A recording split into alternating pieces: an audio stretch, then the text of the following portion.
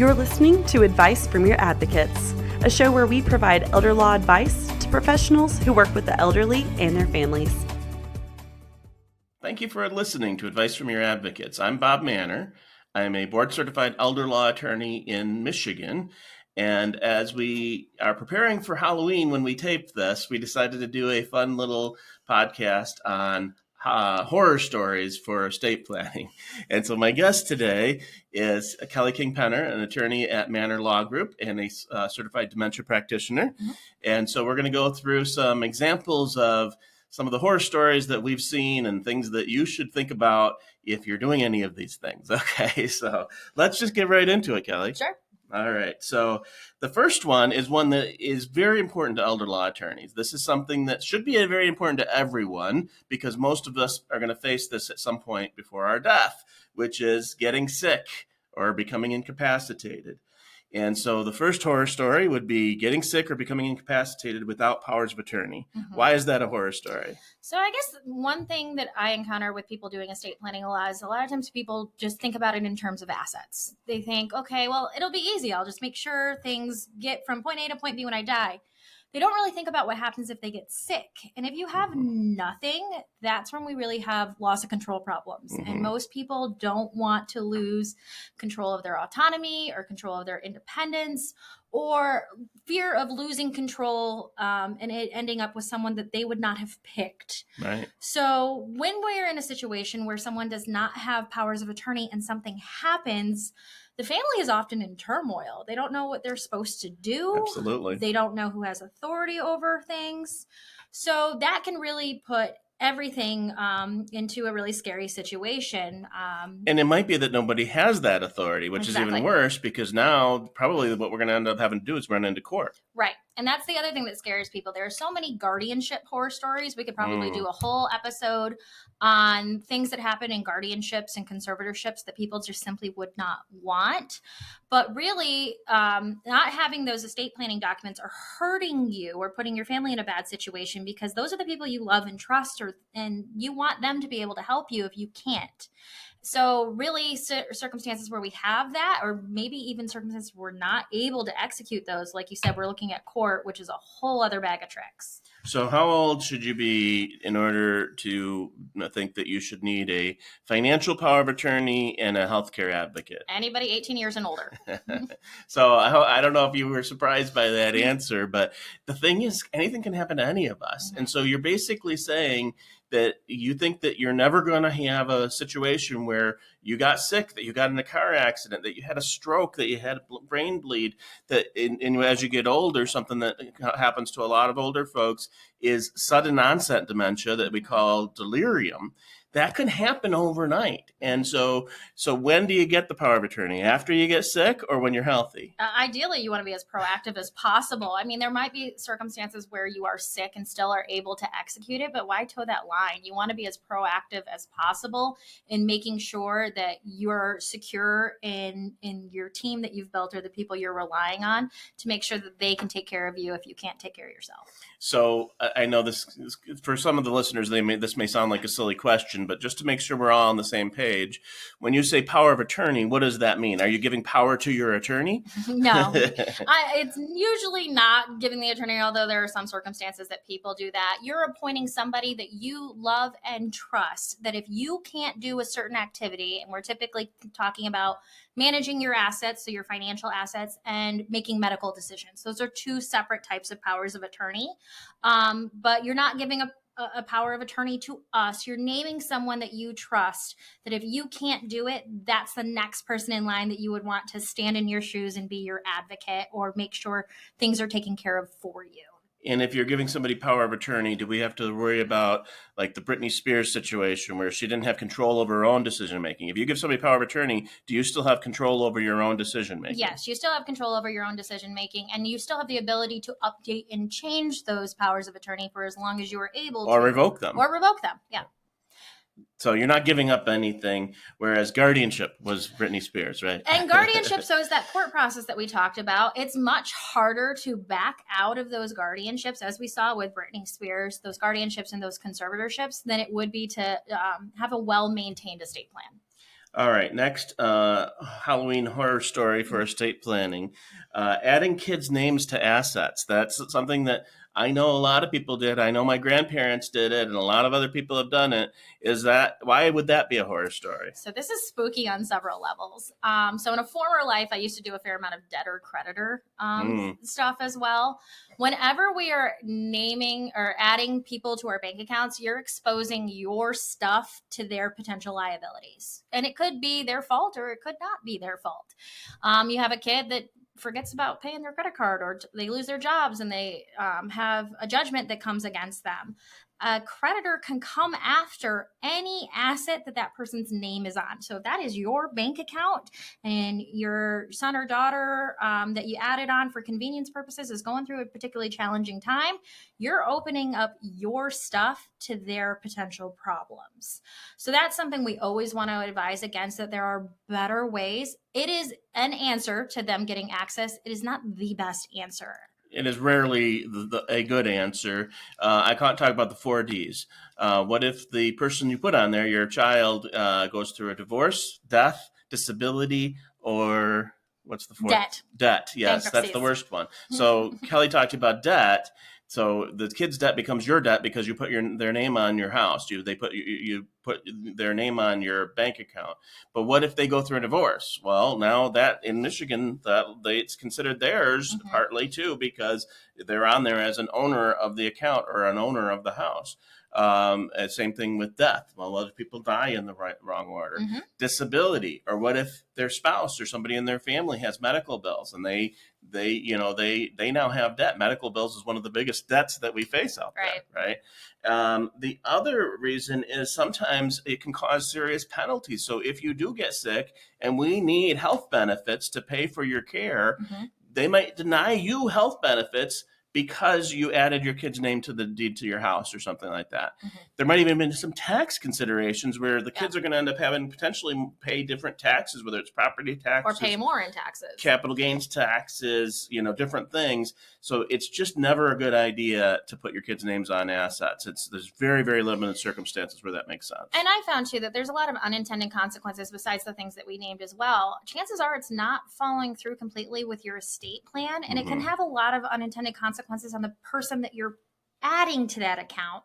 A lot of my contested probate litigation came from this kind of setup where mom and dad had several kids.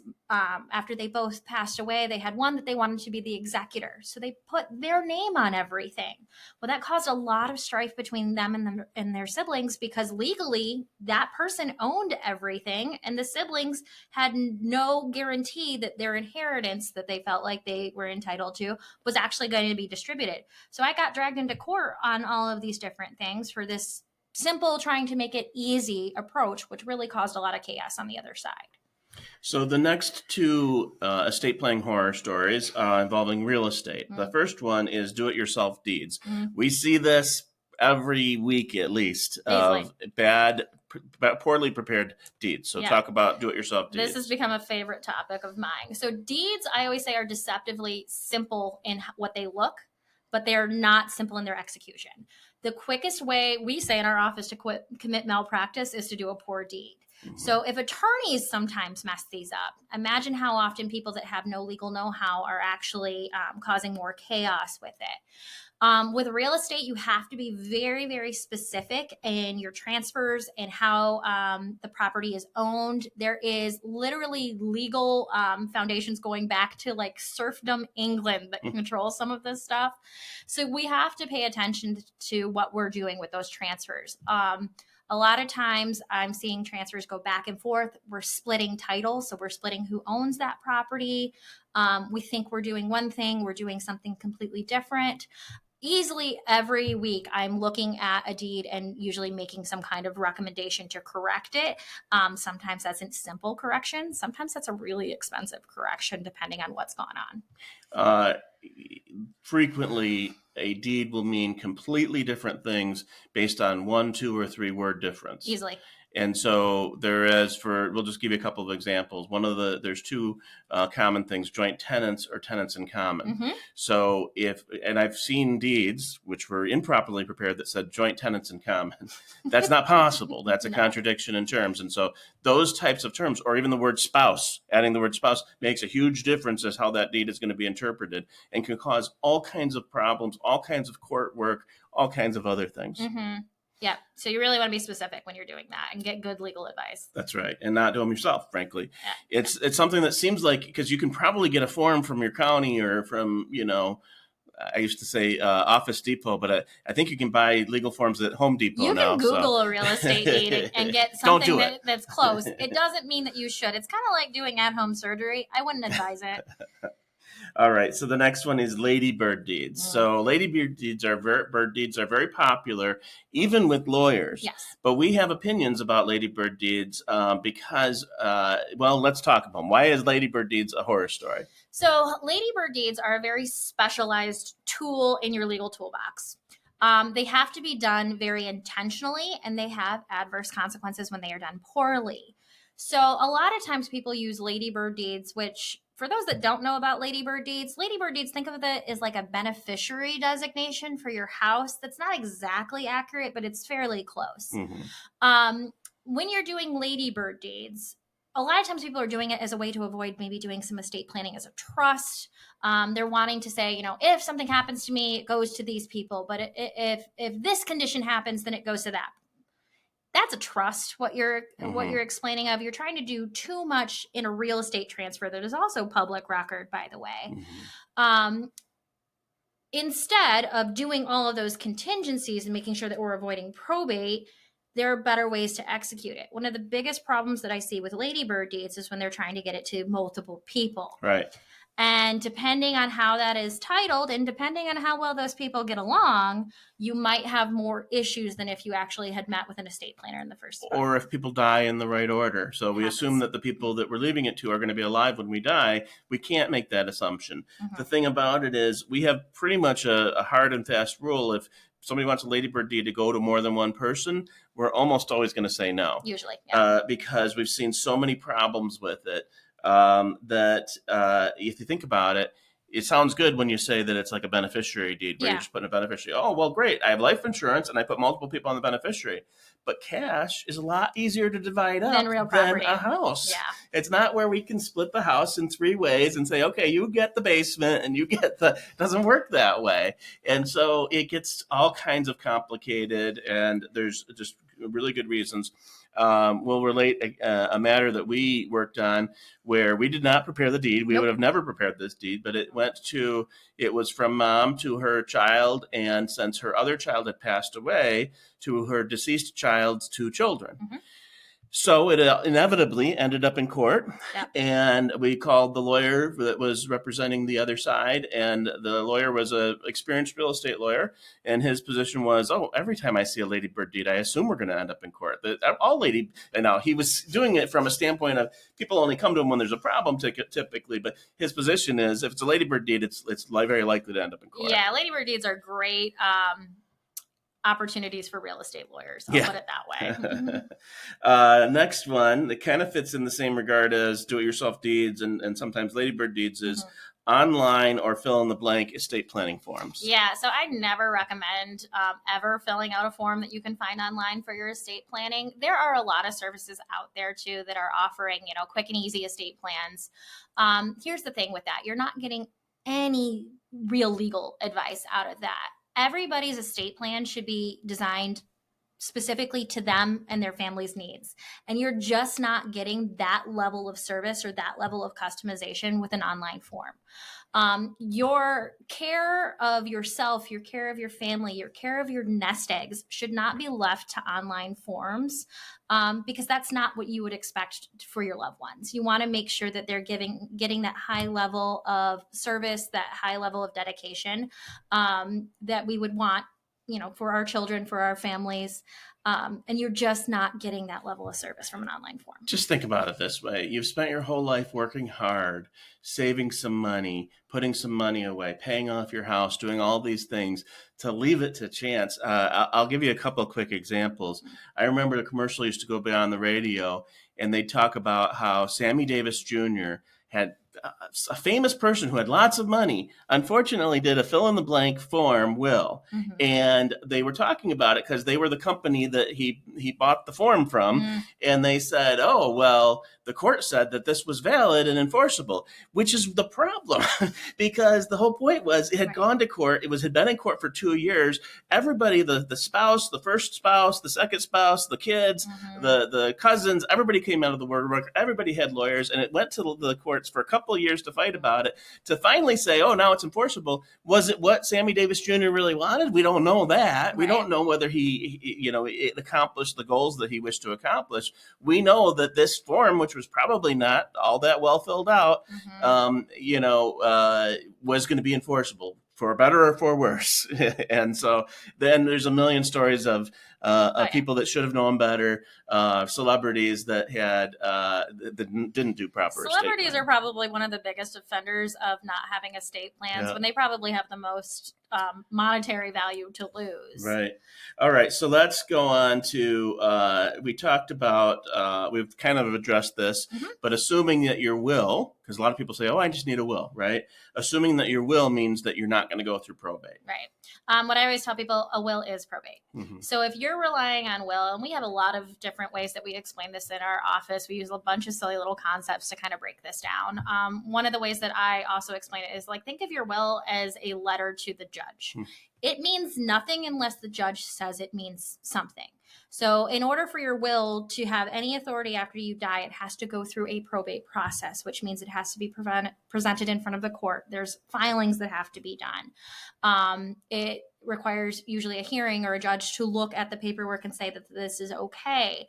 So by having a will as your main estate plan document to handle things after you die, that is relying on that probate court process. And it only also applies to specific assets. So it has to be in your probate estate when you die. Yeah, good point. Things that have beneficiary designations on it, things that have co-owners on it, those don't end up in probate. So that can even create more of a mess for your family trying to sort through everything that's going on. But if you have a will and that's what you're relying on for your wishes or your statement of wishes of what happens after you die, know that that is a probate court process that may or may not work depending on how you've aligned everything else. Well, and that's a very good point. It kind of leads into our next point. So before we get into the concepts of trust and where we want to go there, I did want to mention that occasionally when we say this, that a will means probate, we'll have somebody say, but my mom had a will and I'm sure she didn't go through probate.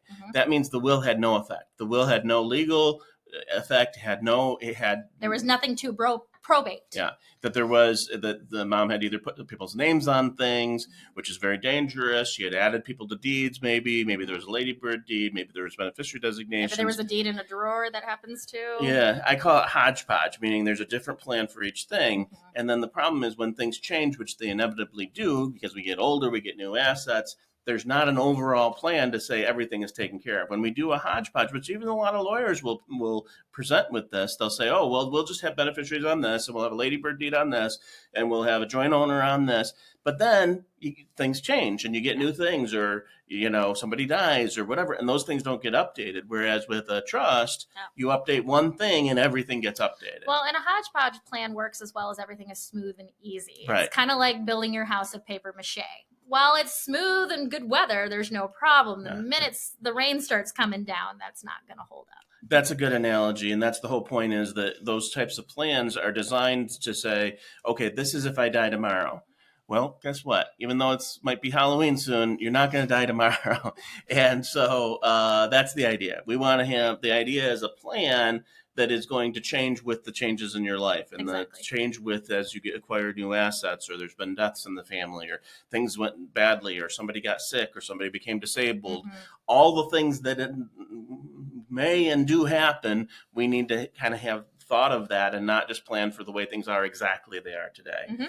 Which leads to the next question. So we did talk a little bit about trust. Yep. And so if you have a trust, one of the big horror stories for people that have trust is not aligning your assets with your trust. What does that mean, aligning your assets with your trust? Exactly. So if you've done the good thing and you've gone and gotten some estate planning and you have a trust, a lot of people are often confused by how the trust handles assets. What we always tell people is your trust does not identify your assets. Your assets identify your trust. That being that all of your assets have, or most of your assets have something that is referred to as a title, meaning that there is a record of who owns that asset. In order for your trust to actually work, because you got to think of your trust as like a set of instructions or a game plan. This is what happens if certain circumstances arise. In order for that game plan to be executed, our stuff has to work with our trust. So we refer to that process in our office as an asset alignment process, meaning we've done the good things, we've gotten the documents. Now we actually need to finish the other part of the plan, because it's not estate documents, it's estate planning. Yeah. We want to make sure that our stuff works with our trust. So either it ends up in our trust during our lifetime for certain appropriate assets. That's the other thing we have to look into, is how we do that asset alignment process, whether it's via beneficiary designation or a change of owner, is really dependent on the type of asset it is, and requires some thoughtful consideration for that. So that's another whole part of estate planning that I think a lot of people miss out on sometimes. They think documents, but they don't think about doing the other part of that. And that's really something that we try to focus on in our office, is that, yeah, at the signing appointment, congratulations, you're farther than most people, but we're not done yet. There's still some things we need to do. So that's how we actually have to make sure all this stuff works, because you can spend all that money. And the scary thing is you can have a very expensive paperweight that means nothing unless we do that last part. Yeah, very good. And so that leads right into our second to last estate planning horror story, which is never looking at or updating your estate plan. Yeah, your estate plan is not a set it and forget it type of thing. Unfortunately, as circumstances change, either circumstances that are in our own life, that are decisions that we make and control, things that happen to us, or laws that change, we want to nurture this estate plan. This is a plant. This is not a sculpture. This is something that we want to tend to and make sure that we're revisiting on a regular basis, even if it's something that doesn't even think is a big deal. I mean, I know we just did our annual meeting for our clients in our office to talk about the things that they should be looking out for. Have our assets changed? Do the people that we have named in this document, are they still the appropriate people that we would want to have picked? Does our planning incorporate our current health state? Is this the type of planning that we should have given our diagnoses, especially if there's a circumstance of dementia or Alzheimer's? That's something that we need to maybe look and make course corrections or adjustments to. Absolutely. If anything has changed with our family's health. So if there's disabilities, or anything else that has popped up. We bought a second cottage and we need to make sure that that's in the name of the trust. This is something that we need to nurture. Also, the legislature likes to change laws quite frequently, and that has an impact on your estate plan, whether we like it or not.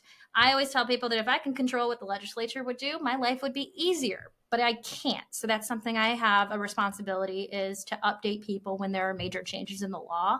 And that's an area that people really need to kind of keep out for and have that ongoing relationship with the professionals that we trust. And that's you mentioned this, but I want to emphasize the point. So we do an annual meeting for our clients. What do we mean by that? Well, it's an annual check-in. You don't have to pay us. You don't have to come in and see us necessarily, but we want you to take an hour out of every year. So you have 365 days a year, 24 hours in each day, and we want 1 hour out of every 365 days. I don't know how many hours that adds up to, but, a lot.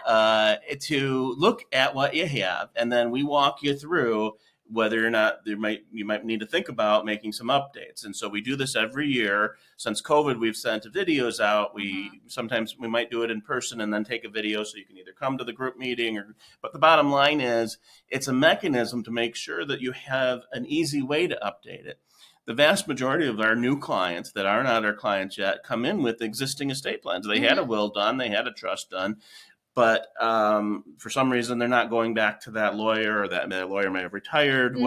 They moved away. States, yep. Yeah, and so what we have a mechanism in our office is to make sure that not only are you getting your documents, but you have a mechanism to make sure that they stay up to date for changes in the law, changes in circumstances, changes in your finances. Here's one shocking one that we were talking about at the annual meeting that we just recorded, which was if your bank merged and changed names, guess what? You might have to do something. We've had this happen 3 or 4 times recently where somebody had a perfectly good estate plan. They had all the assets aligned. The bank merged, it changed names, and the new bank says, no, we don't have any record of that beneficiary designation or whatever it is. Yeah. So that's why we have this mechanism to remind us every once in a while. It may take a little bit of effort, but it's worth it. It's worth it to make sure that things are aligned properly, that the documents are up to date, those types of things. Yeah, it's just like you change the oil and check the oil on your car. It's the same thing. You just want to check and make sure that what you have is still maintained.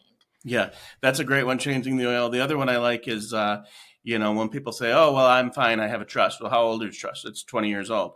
Oh, well, that'd be like going to the doctor and saying, well, I don't need to go to the doctor. I'm fine. Well, when was the last time you went to the doctor? I went to the doctor 20 years ago. I must be fine because they told me I was fine then. So it's kind of the same thing. Right. I went the one time. I'm good.